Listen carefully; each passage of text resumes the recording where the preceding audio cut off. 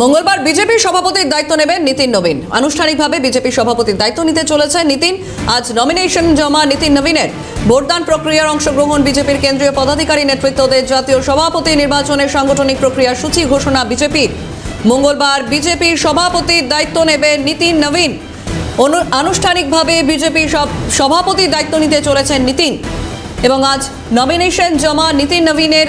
ভোটদান প্রক্রিয়ায় অংশগ্রহণ বিজেপির কেন্দ্রীয় পদাধিকারী নেতৃত্বের জাতীয় সভাপতির নির্বাচনের সাংগঠনিক প্রক্রিয়ার সূচি ঘোষণা বিজেপির। বিস্তারিত জানবো, ফোন লাইনে রয়েছেন প্রতিনিধি রেশমি দাস। রেশমি, দেখো, আগামীকাল অর্থাৎ 20শে জানুয়ারি আনুষ্ঠানিকভাবে বিজেপির সর্বভারতীয় সভাপতি হিসেবে দায়িত্ব নিতে চলেছেন নীতিন নবীন।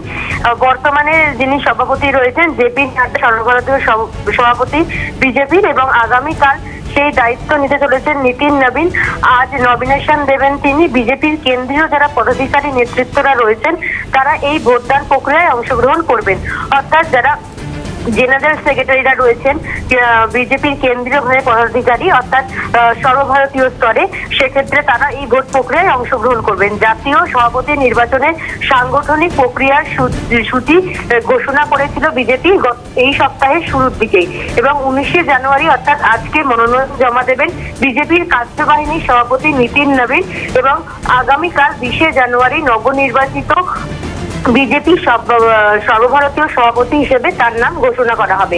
প্রধানত তোমাকে জানিয়ে রাখি, যখন বিজেপি সর্বভারতীয় সভাপতি পদে যে নির্বাচিত হন তার আগে তাকে কার্যবাহিনী সভাপতি পদে তিনি থাকেন, তো সেই হিসেবে তিনি তার যে কর্মযোগ্য সেটা চালিয়ে যান। এবং অমিত শাহের ক্ষেত্রেও কিন্তু তাই হয়েছিল। অমিত শাহ যখন এই পদে সর্বভারতীয় সভাপতি পদে আসীন হন তার আগেও কিন্তু তিনি কার্যবাহিনী সভাপতি পদে ছিলেন। অর্থাৎ প্রত্যেককে এই কার্যবাহিনী সভাপতি পদে থাকতে হয়, তারপরেই কিন্তু তিনি সর্বভারতীয় সভাপতি হতে পারেন। এবং আগামীকাল নীতিন নবীন বিজেপি সর্বভারতীয় সভাপতি পদে দায়িত্ব নিতে চলেছে। এতদিন যে পদে ছিলেন জেপি নাড্ডা।